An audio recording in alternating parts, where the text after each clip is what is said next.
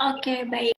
Nah, Mas Yudi ngebahas Ya, faktor-faktor akhir tahun nih. Kita ya, kan ada yang namanya window dressing ya, dan ada yang namanya betul. Santa Claus Rally.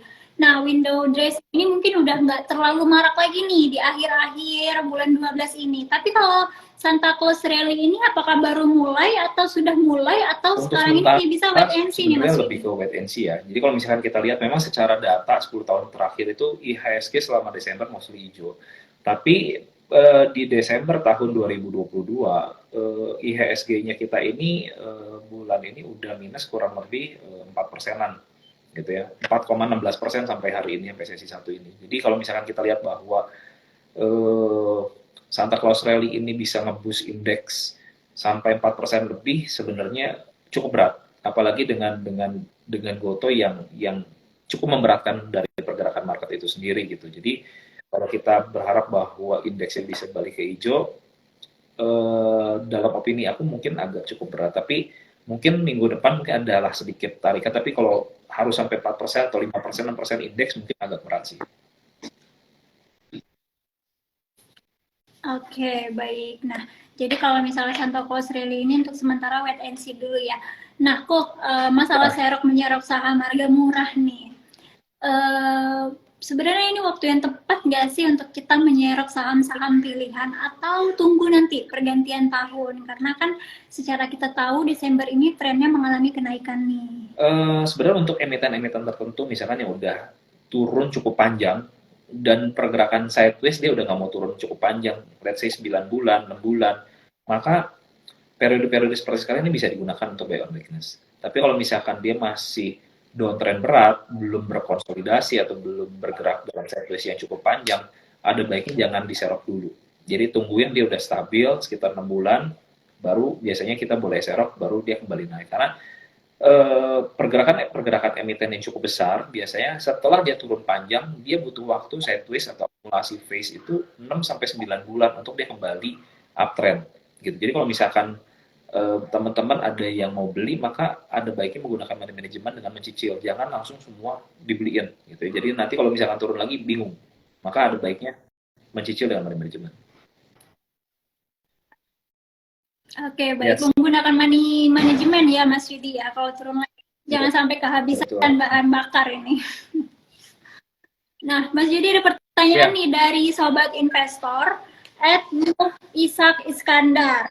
Kalau saham Telkom bagaimana nih? Karena kan kita tahu ya, saham Telkom itu cukup terkena dampaknya atas uh, penurunan betul. gotoh kemarin nih, kurang lebihnya. Untuk saham Telkom sendiri hari ini bergerak di harga 3710 ya, tutupan sesi satu. Jadi kalau misalkan kita lihat Telkom ini sebenarnya udah break dari pola double topnya dia di harga naik lainnya itu 3850. Maka sebenarnya untuk pergerakan Telkom sementara waktu kecenderungan besarnya adalah dia akan kembali turun menuju arah kurang lebih 3.300-an karena kita melihat pola dari double top pattern-nya ya, kurang lebih dia akan turun dulu ke 3.300. Tapi kalau misalkan terkonfirmasi sesuai target dari double top maka bisa sampai 2.900 gitu ya. Jadi untuk sementara ada baiknya kita menunggu aja di range kurang lebih di 3.300-an. Jadi jangan paksain di harga-harga sekarang karena secara tren masih bergerak downtrend untuk Telkom. Oke, baik. Untuk Telkom, jadi secara tren masih downtrend ya, Mas Yudi ya. Nah, Mas ada pertanyaan dari Ed Alif Riyad Mojo. Bagaimana nih dampak vape terhadap saham rokok? Untuk saham rokok sendiri yang tadi aku udah sempat mention sebenarnya untuk seperti kayak gudang garam, lalu HMSP. Gudang garam hari ini bergerak di sesi satu tuh 19.050 rupiah. Nah ini kalau kita lihat secara cycle besarnya, dia itu kurang lebih all time high-nya itu seingat aku di 100 ribuan tahun sebentar ya, 100 ribu itu di tahun 2019 Maret. Nah kalau kita lihat tadi satu secara tren ini dia masih strong strong banget downtrendnya. Lalu kalau misalkan memang dia ada kemungkinan naik, ada baiknya yang tadi maka dia bergerak sideways kurang lebih 6 bulan sampai 9 bulan sampai dia udah nggak mau turun lagi, maka dia ada kemungkinan untuk kembali naik. Nah, kalau misalkan kita lihat aja di pergerakan tahun yang lalu ya, dari Agustus tahun lalu sampai Juli tahun ini sudah bergerak sideways, sudah cukup bagus, tapi tetap masih harga kembali bergerak turun. Jadi memang kalau kita lihatnya secara fundamental story-nya juga, sebenarnya untuk rokok ini tidak hanya terkait dengan vape ya, tapi concern dari pemerintah menaikkan cukai rokok ini yang sangat membebani untuk perusahaan-perusahaan ini punya net profit margin yang cukup baik gitu. Jadi untuk sementara sektor rokok kurang menarik menurut aku gitu karena cukup berat. Oke, baik. Jadi tadi ada beberapa faktor yang memang membuat sektor rokok ini cukup berat. Betul. Ya, Mas Yudi ya. Nah, Mas ada pertanyaan selanjutnya dari sobat investor dari @dinar untuk saham properti nih, CTRA, SMRA, BSDE dan Pawon, gimana prospeknya di 2023? Untuk properti sebenarnya satu sektor yang cukup menarik ya. Kenapa? Karena memang sektoral ini satu masih di bawah. Untuk Ciputra, lalu Pakuwon ini kan dia punya mall yang cukup banyak ya. Kalau misalkan kita lihat secara earning harusnya di tahun 2022 akhir sampai 2023 pasti akan mendapatkan perbaikan dibandingkan 2020 sampai 2021 awal. Kenapa? Karena di mall ini waktu COVID ini mereka akan kasih diskon atau bahkan tutup tenannya sehingga mereka nggak punya income. Tapi kalau sekarang mereka hampir istilahnya kembali full dan harga sudah kembali normal. Maka sebenarnya kayak Pakuwon ini mereka harusnya akan mendapat perbaikan income. Lalu untuk Ciputra sendiri ini harga memang sekarang lagi bergerak sideways ya di dalam pola range kecilnya 960 sampai 1050. Untuk pergerakan lebih besar mungkin dia bisa naik hingga kurang lebih target 1110 ya. Tadi dengan support kurang lebih 965. Terus tadi kalau Pakuwon ini polanya sebenarnya cukup menarik dengan dia pola bergerak sideways dari range kurang lebih di 430 sampai 530. Jadi pergerakannya hampir 100 poin dan harga-harga sekarang 448 sampai 430 gitu ya dekat-dekat support ini menjadi harga yang cukup menarik dengan target tadi sampai 530. Jadi kurang lebih resiko ada di 430 dengan dia punya target itu 530 sampai 100 poin itu cukup menarik. Oke, baik. Nah, kok ada pertanyaan nih dari @kaszu. Bahas nikel dong, bagaimana nih prospeknya di tahun depan? Sebenarnya untuk nikel sendiri kemarin-kemarin kan harga udah cukup naik ya. Harganya itu coba saya buka dulu sebentar.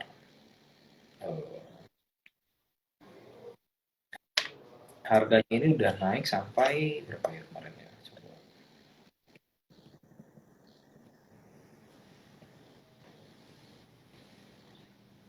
Kemarin tuh udah sampai 28 ribuan. Di bulan-bulan lalu masih di 22 ribuan. Sebenarnya untuk harga nikel memang cenderung naik ya. Cuman memang problemnya ini nikel sekarang ini dengan banyaknya dia punya smelter, pada akhirnya barang jadi akan oversupply. Dengan barang oversupply ini harga nikel ini akan kembali turun. Makanya kalau misalkan kita lihatin emiten seperti Antam itu harganya mostly sideways, nggak kemana-mana gitu, nggak kemana-mana kayak harga sekarang kan tutupan sesi 1 2010 gitu ya. Dia punya pergerakan sideways ini dari 2240 gitu sampai kurang lebih di 1870. Nah kalau misalkan kita mau memanfaatkan pergerakan sideways ini, ada baiknya kita beli di 1870 sampai 1900 dan kita bisa jual dari 2150 sampai 2200-an untuk memanfaatkan pola dari sideways ini. Untuk sementara saham-saham nikel ini mostly sideways sih, belum ada pergerakan yang cukup baik. Iya benar, saham-saham nikel ini memang terlihat sideways, mungkin karena sentimen-sentimennya juga ya kok ya. Nah, kalau misalnya nih inflasi ataupun resesi terjadi nih di tahun depan, apakah nikel ini boleh kita cicil dari sekarang atau bagaimana? Resesi seperti itu, yang lebih cocok yang tadi aku sempat singgung adalah sebenarnya retailers atau consumer. Karena consumer ini atau retailers ini lebih cenderung defensif gitu ya. Ini akan jauh lebih menarik dibandingkan dengan nikel, dan harga Antam sekarang 2000 ini eh, sudah lumayan tinggi ya dibandingkan waktu COVID, waktu itu kan masih ratusan gitu. Jadi kalau kita pengen cari yang istilahnya resikonya lebih aman dan returnnya bisa cukup tinggi, maka ada baiknya kita cari sektoral yang masih di bawah dibandingkan sektoral yang di atas gitu. Oke, baik. Nah, Mas Yudi, pertanyaan terakhir nih Mas mengenai Ya. saham emiten IPO. Jadi kan baru-baru ini nih ada Ventani ya, FTNY, ada ISAP, MMIX. MMIX Hmm. ini cukup menarik perhatian, tapi kita nggak nyangka nih, ternyata arahnya itu tidak berhari-hari, tidak berjilid-jilid nih, Mas. Kira-kira gimana sih dengan prospek saham emiten tersebut? Udah bisa dilihat belum Untuk pergerakannya? Fanny sendiri sebenarnya Mas 3 hari ini bergerak merah ya secara candlestick. Jadi kalau misalkan kita lihat polanya mostly terjadi distribusi ya. Jadi untuk sementara belum menarik. Mungkin bisa digunakan pola pembalikan, kita bisa ikut dengan tunggu kalau ada pola pembalikan dari Ventani sendiri. Lalu untuk ISAP sendiri, nah untuk ISAP sendiri ini kan dia awal IPO ini udah turun 1, 2, 3, 4, hampir 5 hari ya, sampai harga terendahnya ini di 59.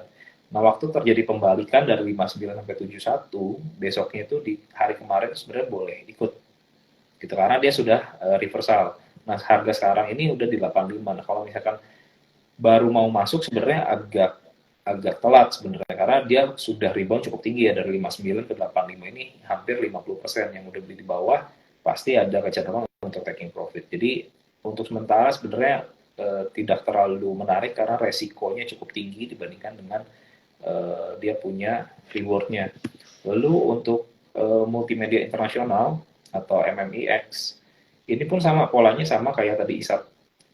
Dia sudah dari harga IPO terus kembali turun sampai harga 210, dan kemudian dari reversal dan harga sekarang udah 278. Nah, misalkan sekali lagi baru mau belinya harga sekarang, dia punya resisten itu di 282 ya.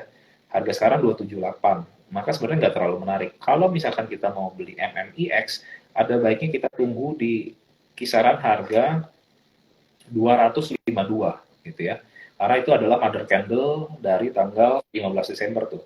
Jadi kita beli range harga 252 sampai 256, dengan tadi target adalah 282. Kalau misalkan harga kembali turun daripada 252 sekitar 248, 246, maka kita stop loss dulu karena dia kecenderungannya akan kembali balik ke low sebelumnya ada di range harga 210. Oke, baik. Itu tadi prospek-prospek dari saham-saham IPO yang baru listing.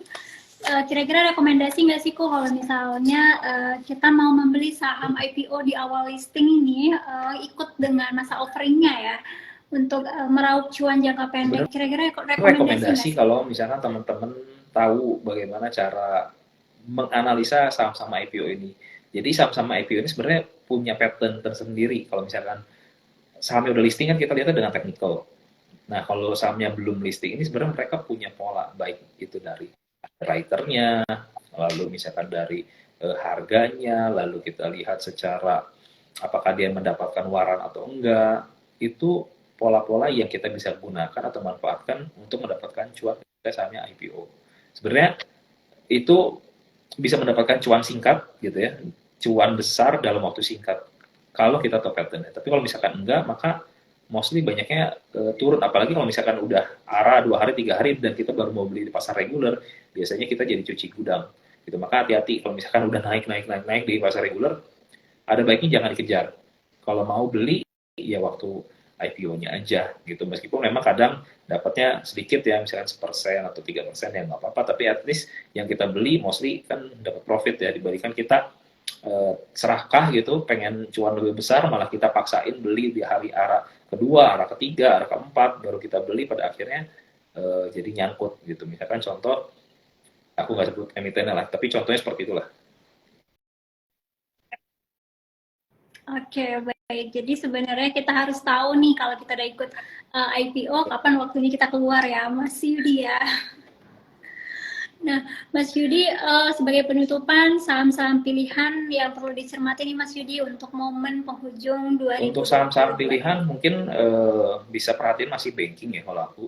Karena mostly di akhir tahun ini sektor finance atau banking ini terjadi penguatan. Nah, mungkin bisa cari yang masih disupport. Seperti misalkan contohnya ada BBHB, lalu ada Panin Life, lalu ada BRI, lalu ada BCA. Itu menurut aku masih sangat menarik ya untuk akhir tahun ini.